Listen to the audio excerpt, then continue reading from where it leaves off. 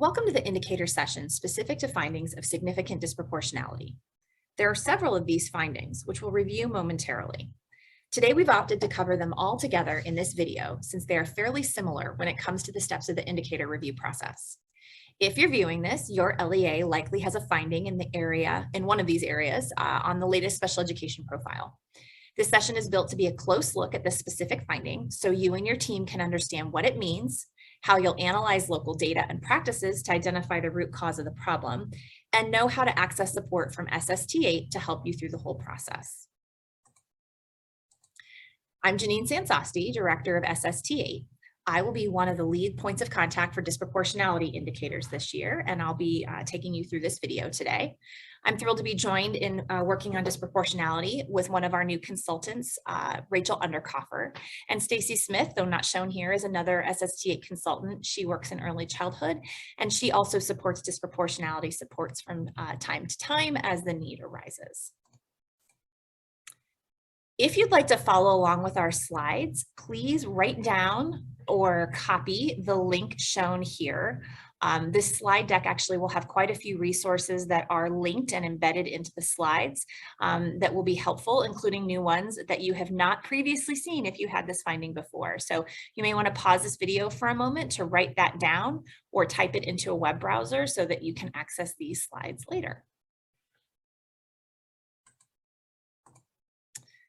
So our goal for this video is just to go a little bit deeper than our overview session and talk specifically about considerations that apply only to those with disproportionality findings. So again, we'll just do a quick overview of the indicators that are under disproportionality, give you just some things that you can expect from the self-review summary report, which is a key part of this process, give you some considerations for who you may want to have on your district or community school team, give you some information about how to schedule a self-review summary report, which will need to involve consultants from SST8, including myself.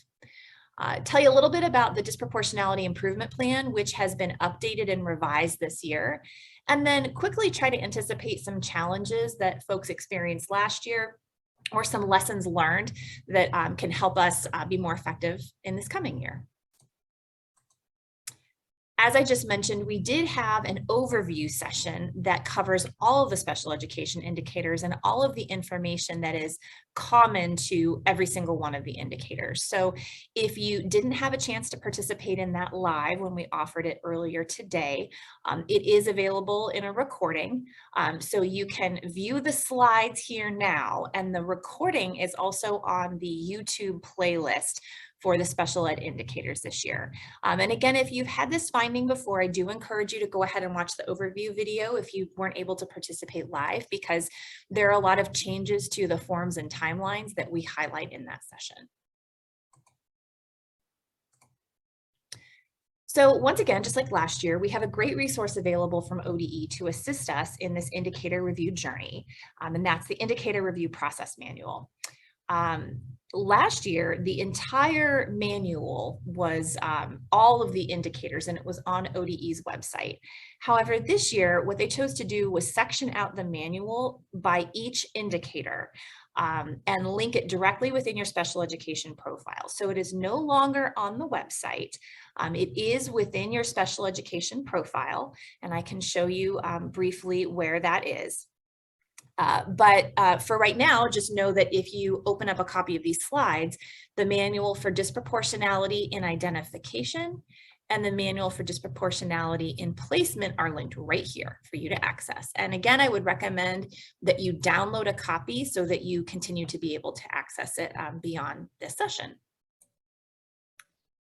Okay, so what you see here is the bottom portion of a special education profile for an LEA that has a finding in the area of disproportionality for placement. So we can see right here that it shows not met with the little triangle and exclamation point. So what I want to show you is where to find your indicator review manual for this specific finding. And this is true for any of the findings. This is how you find it. So in this case, we are going to open more information, and then we're going to open the specific one that was not met. And then we're going to scroll down past all of the data and all of the required actions. And as you can see, there's links here to the self-review summary report and the improvement plan. But if you want a document that takes you through all of these steps that's not in the special ed profile, come all the way down here to assistance, and then you can find the Disproportionality Placement Indicator Manual. And again, the same is true for all of the findings. You have to open it and expand it all the way, and then your manual is right there at the bottom. All right, so let's just talk briefly about the disproportionality indicators so you can kind of understand what they're about. Most of the LEAs who are participating in this or viewing this are return LEAs. You've had a finding before, welcome back. I know this isn't where you want to be, but we are happy to be able to continue to support you in this process. But for those who are new, we're going to start off with the identification indicators, and just note that there are two disproportionality indicators that are about identification of students with disabilities. That's indicator 9 and 10. And they are very similar, but they are not exactly the same. So indicator 9 is looking at whether there was significant disproportionality in the identification of all disabilities. So we're examining whether students of color, students in various racial ethnic groups are disproportionately likely to be identified with having any kind of disability as compared to their peers. Indicator 10 is looking at specific disabilities. In particular, it looks at specific learning disability, intellectual disability, emotional disturbance, and autism. And so in indicator 10, we're looking at whether students are significantly disproportionately likely to be identified in one of those particular disability categories. And so it's worth noting that in Northeast Ohio and in Region 8 in particular, one of our most common findings is disproportionate eligibility of Black students in the category of specific learning disability. And that's something that several of our LEAs have had to sort of wrestle with and think about in the last year. And I think we're starting to learn a lot about why that might be, how that relates to our MTSS systems and the extent to which they are equity focused, and how we can and make some improvements. So it's been a big year of learning, but that indicator 10 area has been a big one for Region 8 in the last year. Two more disproportionality indicators. The top one, which is crossed out for a reason, is significant disproportionality of discipline of students with disabilities. And that's crossed out because, as you can see, there are no findings in the 21-22 profile for Region 8 in the area of significant disproportionality of discipline. Now, that's probably pandemic related. As we think back to the particular data set that this is pulling from, it's quite likely that we are seeing significant reductions in discipline that have more to do with the pandemic than to changes in our practice, simply because we've not had enough time to make a meaningful dent in all of those practices. But we know we're well on our way. Just this year, we don't have any of those findings. And then the final disproportionality category is significant disproportionality in the placement of students with disabilities. So again, that's looking at our students of color, our students in specific racial or ethnic groups, more likely than their peers to be in a more restrictive environment. So we don't have a lot of those findings, but we do have a couple of them that we will be working with this year. Okay. So just a reminder of kind of how where this came to be and how this came to be. National statistics indicate that disproportionality in special education is a growing problem. There's been a federal directive to make sure that this is included in states' analyses of district special education performance. And we know that Ohio really mirrors the national data in terms of racial disparities, particularly for Black students. So here's what it looked like in Ohio back in 2020. We knew that educators in Ohio are more than 2 times as likely to identify Black students with intellectual disabilities, place Black students in more restrictive settings, and remove Black students for discipline, as well as 3 times more likely to identify Black students with an emotional disturbance or expel Black students. Now, you may be thinking, well, this isn't exactly the finding that I have in my region, so what does this have to do, or in my district, so what does this have to do with me? But again, we're just kind of looking at trends and patterns across Ohio, and we do know that we need to make some improvements in how we ensure equity within all of education, but particularly within special education, because we know that while Black students make up 15% of the enrollment, they do not necessarily make up 15% of some of the other things that we just talked about. And you can see here, Black students represent 44% of out-of-school suspensions, which is a huge, huge concern. And again, we're grateful not to have any discipline findings this year, but that may or may not persist. And the other thing to know about disproportionality, and if you would like to know more, I encourage you to click on the link below at the very bottom here that says Addressing Significant Disproportionality Fact Sheet. That's 4 pages of information from ODE that really helps make clear how this is looked at, where it's coming from and why, and some even district examples. But one thing to know is that white students are a group of students who are looked at in disproportionality calculations. And so it can happen sometimes that districts can have findings, or LEAs, community schools, can have findings that are actually not about students of color, they're about white students. And the reason for that typically is that if you have a finding that is white students, what that means is often you don't have a very racially diverse group of students, but even among the group of students that you have, your students, who are mostly white students, are still way more likely to experience this particular outcome than students from all other racial ethnic groups around the state.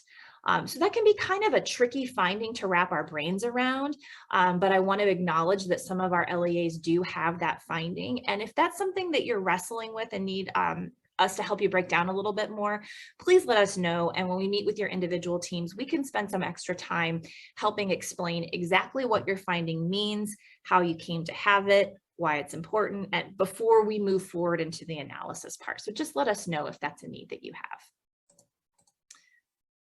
We do know that all LEAs, regardless of their specific finding, if they have significant disproportionality, they have to, as needed, correct any compliance errors in individual ETR and IEPs. You submit records, and we'll talk about that in a minute. If there are findings of compliance errors, they have to be fixed.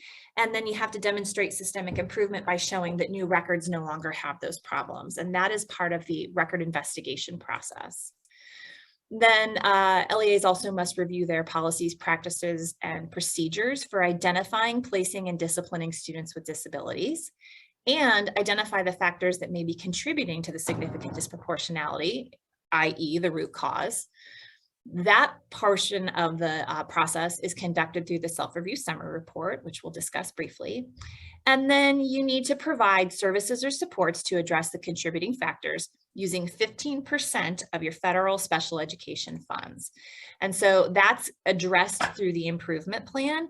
This is unique to disproportionality. It's the only set of findings that has that requirement. So we'll spend a few minutes talking about it towards the end. But this slide here is really a big reason why we wanted to make sure that you had the link to the overall slides and not just the video, because these are all links that you can access that will take you to a variety of resources that ODE has made, mostly for last year, but they continue to be accurate. Again, just telling you a little bit how to look at your disproportionality data in the special ed profile, frequently asked questions.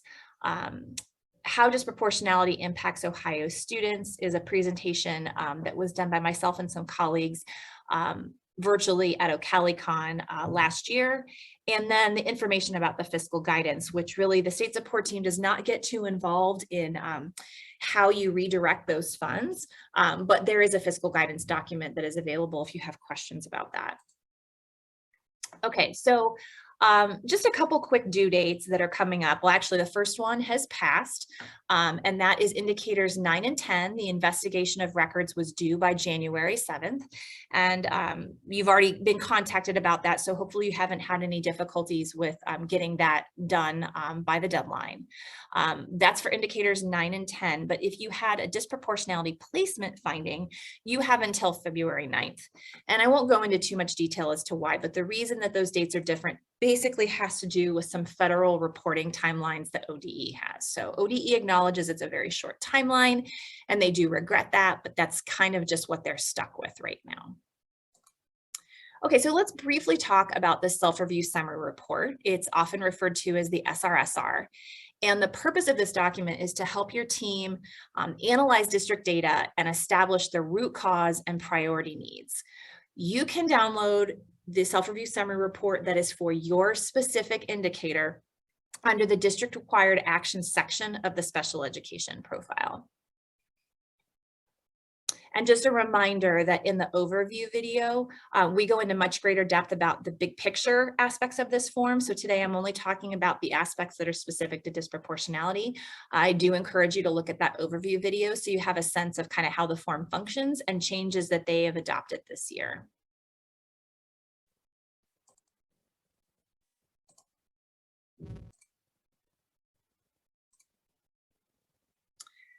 Okay, so if you have a finding of disproportionality in the area of identification, again, most of you have done the self-review summary report before, but you'll want to be prepared to reconsider and discuss and complete in the form the following: interventions prior to evaluation, including your former process, who and how needs are determined, how you make decisions about moving towards evaluation. Assessment considerations, including how you select assessments, how you ensure that they are racially and culturally unbiased, what kinds of training folks receive, the planning and the evaluation team, the team membership, the district rep role, how they engage in that process, how we make sure that evaluations are conducted, assessments are conducted in students' native language, things of that nature. How does the identification of categories specific to indicator 10? So if you have a finding that's specific to a specific disability category, then you need to be prepared to discuss how the team determines what the category is and whether it's the right one for a student or not. And then consistently, everyone is going to be asked to reflect upon the LEA's use of culturally responsive practices.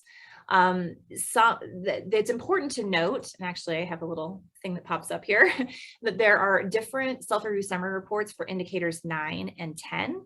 And so you want to make sure that you're using the right one. If you access it through your profile, you should not have any problems. But there are slightly different questions for indicators 9 versus 10. There's a little bit more on MTSS and one than the other. So it's just important to make sure that you have the right one. If you have a placement finding, I'm going to skip over the reflective process for a moment because we actually are going to cover that in a minute. But the evaluation team and data review, who's involved at looking at the IEP and the progress to make sure that the student is moving in the right direction, or how do we make decisions about what that progress looks like? How do we consider English language needs in our assessment practices and evaluation of progress?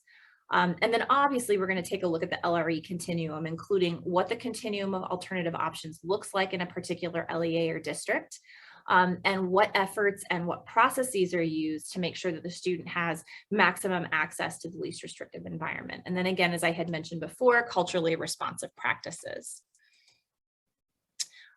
Again, noting that many of you are in year 2 of a disproportionality finding, there's going to be something new on the self-review summary report, and that is something that they're calling the reflective process. So there is a set of questions. It's basically just asking you, how did it go last year? What were you working on? What went well? What didn't get done? What other things do you want to continue to work on? Just acknowledging that you're not starting from square one. For the other questions, many of them are going to look very similar to last year, and therefore some of your answers may be similar when it comes to your overall policies and procedures. But they shouldn't be identical, especially because our hope is that as you're embarking on this process of reflecting how you can improve your systems and your processes, some things may be different because you've designed them to be different now. And so you'll want to make sure that your answers to the self-review summary report are not just a copy and paste of what you did last year, but really a current and accurate reflection of what is true now. If the same is true now, then that's okay. Go ahead and say that. But if there have been changes made or if there's new data, please make sure to reflect that in your responses in the self-review summary report. Okay, just real quick, considerations for team membership. Again, for those of you who have participated in this previously, it would be very easy to involve all the same folks, and probably you have many experienced team members who should continue to participate. But We do encourage you to step back and think about, especially in the district, general and special education staff, including DLT members that might be good additions or substitutions to participate in this process this year. And for sure, involvement of general education that is required for the self-review summary report team. So just some things to be thinking about. Again, general education partners are, there's an asterisk because they are called out and they are required. General education partners can be sort of defined in a variety of ways. That could be building principals, general ed teachers, could be central office administrators, including a curriculum director. But they're really important because as we think about how we identify or decide the placement of students with disabilities, we know that everything needs to be referenced back to the student's ability to make meaningful progress within the general education curriculum. And so we really need to lean on our general education partners, not only to make those individual decisions, but to evaluate the systems that are used to support those decisions. Obviously, special ed teachers, building principals were mentioned previously, but building principals and MTSS coordinators here are really referenced in terms of who are those leaders of our MTSS system that can help guide how it works. And then certainly school psychs, counselors are very involved in both eligibility and placement decisions. And remember your behavior specialist, because when it comes to placement, we often see that behavior is one of the biggest reasons that students are determined to not be able to be successful within the general ed setting. And so our behavior specialists are an important part of evaluating how we can help students gain more access to the least restrictive environment. A couple more we would encourage include central office leadership or a DEI coordinator. Remember, everything needs to be focused on equity here and how we are ensuring equity. So a DEI coordinator is a diversity, equity, and inclusion coordinator that some districts have. Great member for this team. Of course, your student services director, perhaps an early childhood administrator. You might want to include your treasurer or data manager because a lot of times the way that you input data will affect these findings. And because there's a 15% of your special education fund being redirected, your treasurer may want to be a part of some of these decisions. And then finally, State Support Team 8 is a required participant in your self-review summary report, which we will talk about in just a minute. So if we SST8 are required to be involved, how do you get access to us busy people? Well, we have set aside some dates and times to be accessible to you for just that. So you can see these are dates that both Rachel and I are holding: February 2nd, February 4th, March 14th, and March 22nd. We anticipate needing about 90 minutes to complete the self-review summary report with you. So if none of those dates and times work for you, contact us and we can definitely figure something out. But for right now, we are holding those entire days. And I just want to say also that in addition to the requirement that SSTs participate in the self-review summary report, it's important to us that we're available to support you throughout the entire process. So it's not necessarily required that you develop the improvement plan hand in hand with us, but we strongly encourage you to either involve us in that process or to share the plan with us so we can give you some feedback before you submit it. So you may want to consider thinking about reaching out to us for SR support on the February days, and then see if you can get some time with us on the March dates to help you with the writing of the improvement plan. But again, we will be as flexible as we can to meet with you when it works with you, but these are dates we can guarantee we have. All right, just a couple tips on the Dispro improvement plan, because they've made some changes to it for this year.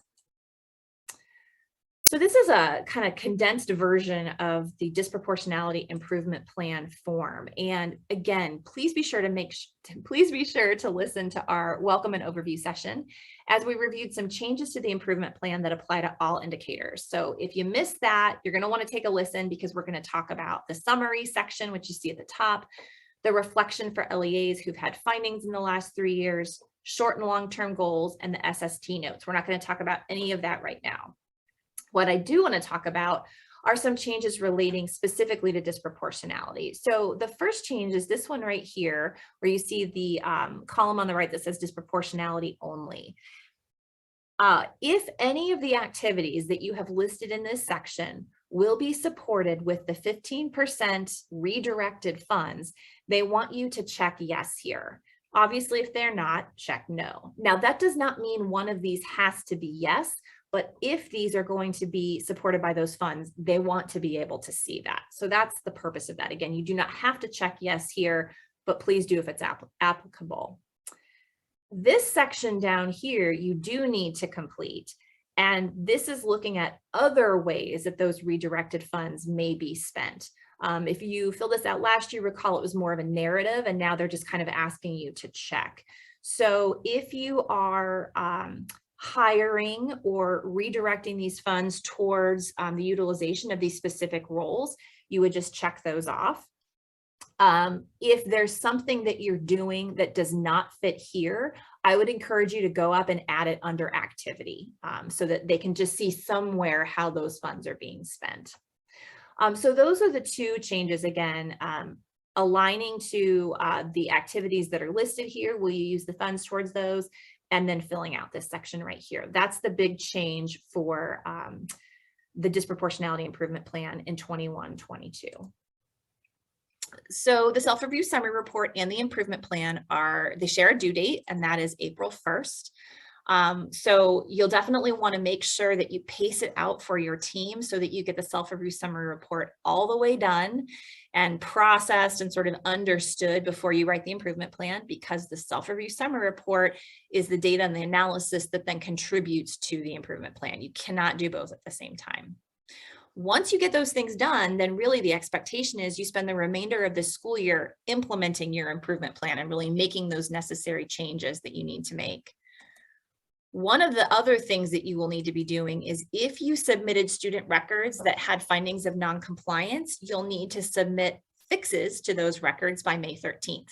So you're just showing that we've reduced their, gotten rid of those compliance errors and everything is corrected, and here it is for you to see ODE.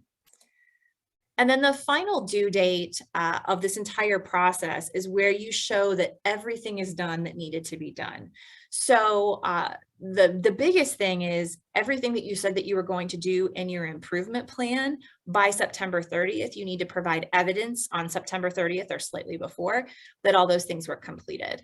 But again, if you had findings of non-compliance with your records, you will want to, you'll have to identify new student records that you can upload to show that they do not have the same compliance errors as the ones that were previously reviewed. So you're just showing, hey, look, we got it, we understand now, and look at our records, they look so much better.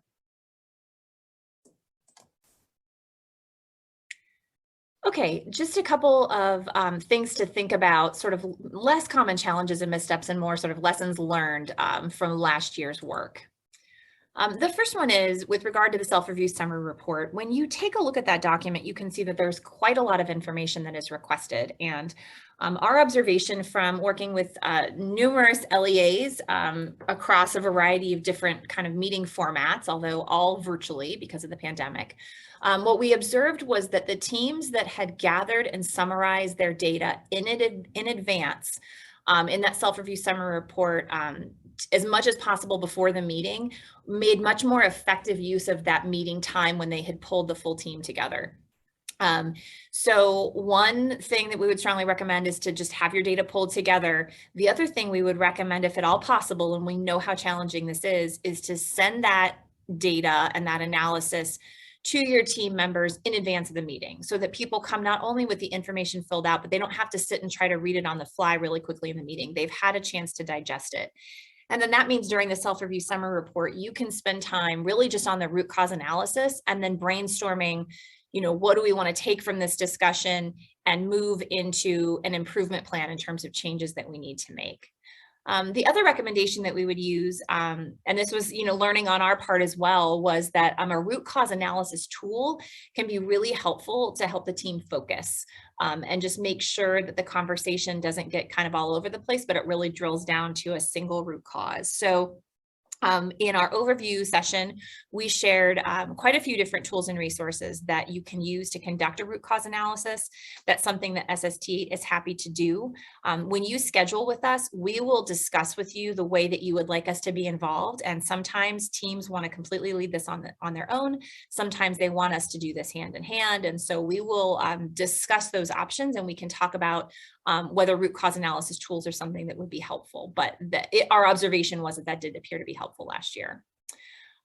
Just a general reminder to keep disproportionality and equity centered in your conversations as much as possible.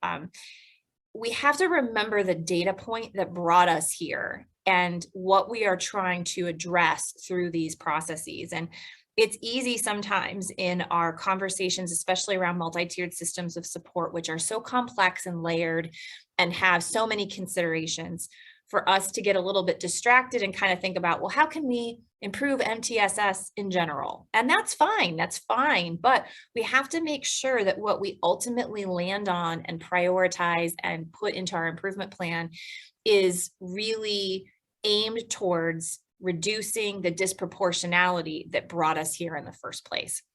And, the best case scenario is that you have a solution that addresses both big picture problems and those specific disproportionalities. But we have to remember to keep disproportionality and equity centered as much as possible.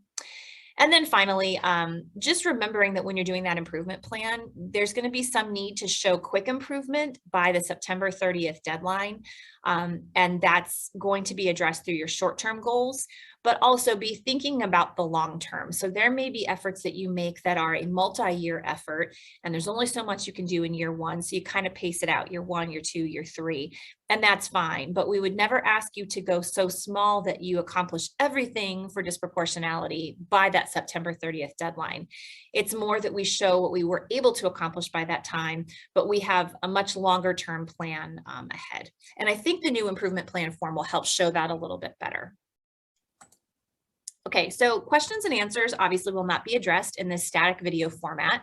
But if you're viewing this on January 12th, which was the day we hoped folks would view, then we will be having a live Q&A session that will be held from 2 to 2:30 specifically on all of the disproportionality indicators. And the Zoom link is here, the passcode is indicator, but it's actually the exact same one that you received for the entire day. So for the morning, for the afternoon, it's all the same. We just wanted you to know that from 2 to 2:30 on January 12th, we will be specifically addressing questions and answers with regard to disproportionality indicators. So if that time doesn't work for you, or if you're watching this video after that date, no problem, just reach out to me or to Rachel. We'll be happy to answer any questions that we can.